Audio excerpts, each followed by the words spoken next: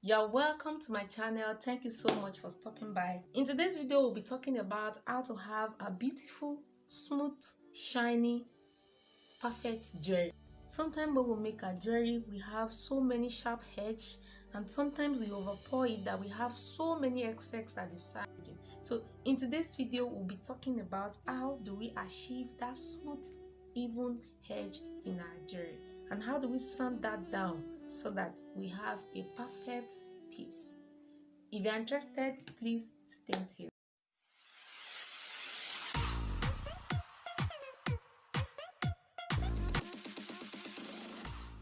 So now in today's video, I'm going to be talking about three major issues we do experience when making a piece. For example, sometimes we have a very sharp edge. If you look at this, if you look at the front, it's very okay. The back too is fine, no excess around it. But touching round the jewelry is very sharp. We don't want to supply this other light because when the person put it on, all the sharp edge may likely injure the person. And also when you supply your other like this does not really show that you're professional in what you do. How do we remove this? How do we sand it down to really achieve a smooth surface? What I usually do, because there's no much excess around, I usually use my nail file. So what I do is I'll get water, I'll wet the jewelry, and I'll just follow the shape round just like that. And the other side, I'll do the same.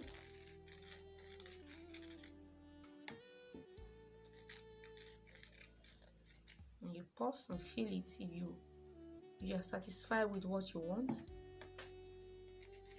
So you can see that we've really gotten out, yes, that sharp edge. It's very smooth now and very okay. So what I will do is I'll just take my wipes. I'll wipe that really well. Yes, so this is it. No sharp edges. Now it's smooth. So that is for that.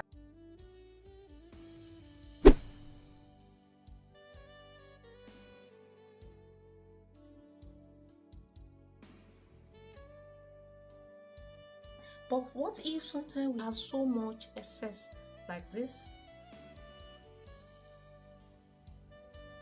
What I usually do is just take my scissors and trim that out. And because what I'm having right now is not so thick, I can even use my hand to remove it. It's not so thick like that, so I'll just use scissors to cut it out.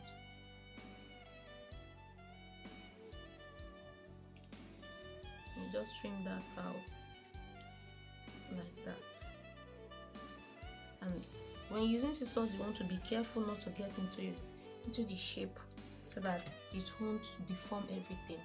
So right now, but using scissors will give you that sharp edge again. So just like I did to this other one, I can use my nail file and remove and give it a smooth touch.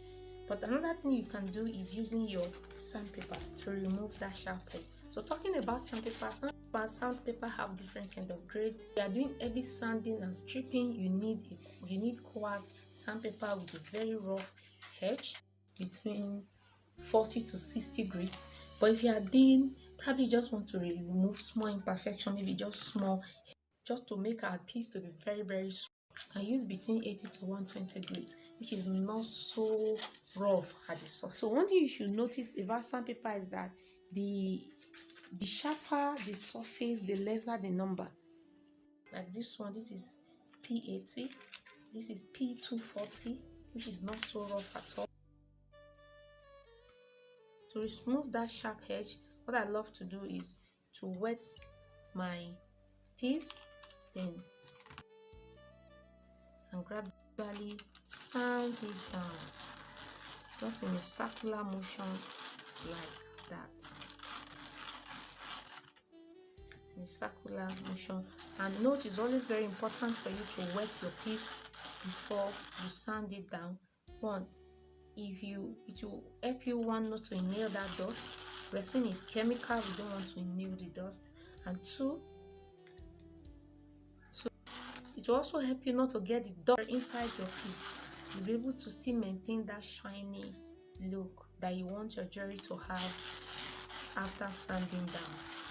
So just feel it until you achieve that nice smooth edge that you want.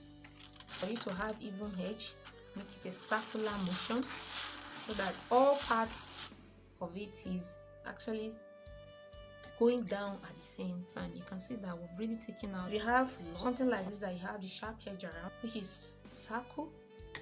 You can also do something like this. Just note, follow the shape. Hold it down, turn it, hold it down, turn it. So you discover that you have that even shape around it. So, just like that. So whichever shape you are trying to see, you have that round perfect shape. So what I do again is clean it very dry, and you can see very well.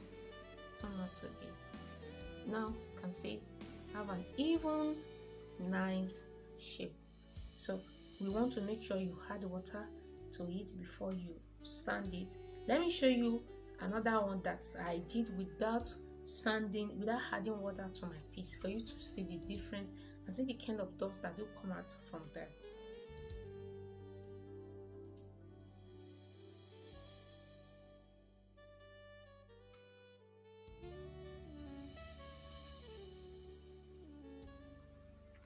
Need to get all this dust into your dry, which eventually will make it to lose its shyness. You can see it from the side I sand without water. That's completely lose its shyness, unlike here.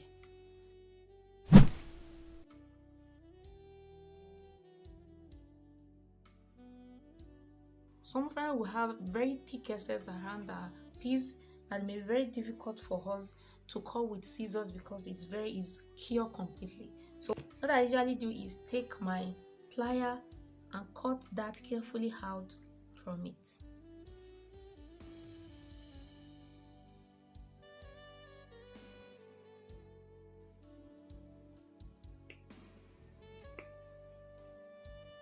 You want to be careful not to get into the shape. So that is it. So I have it all cut out. So of course we still have that sharp edge. We want to also sand it down and have a perfect finish jewelry.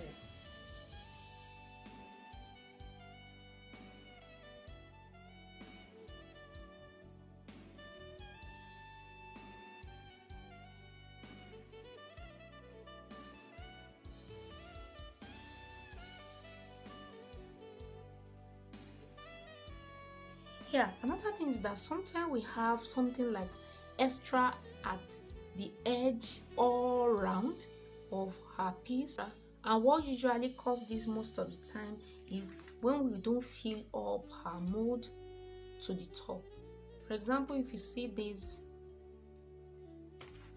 now, you can see the extra.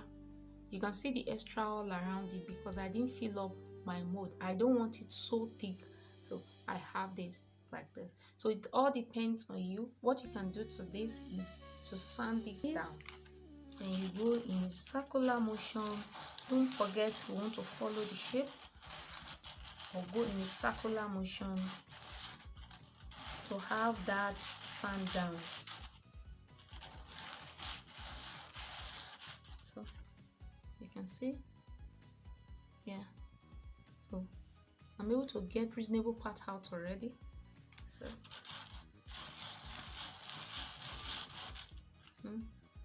yeah, so just like this. So the next thing now is just to dome this. When you dome it, it will give you that perfect to fill up. So depends on what you want. When I want to sand it down completely, but if I really want to dome this, I'll just leave it in this shape so that it will serve as a base for my dome on the surface.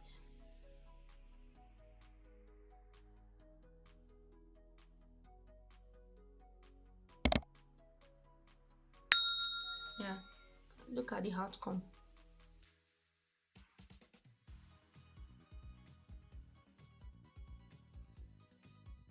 What if you really have to get out a lot from your piece?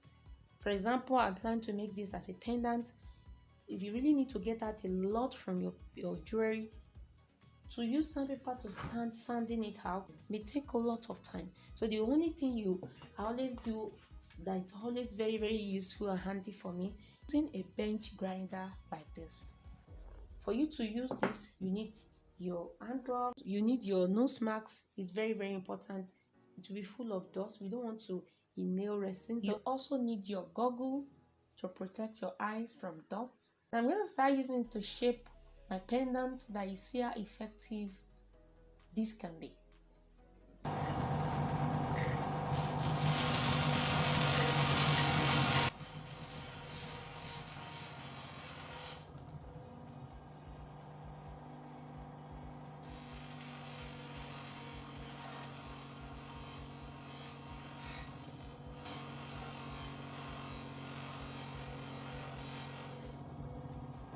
You can see a lot of dust from it.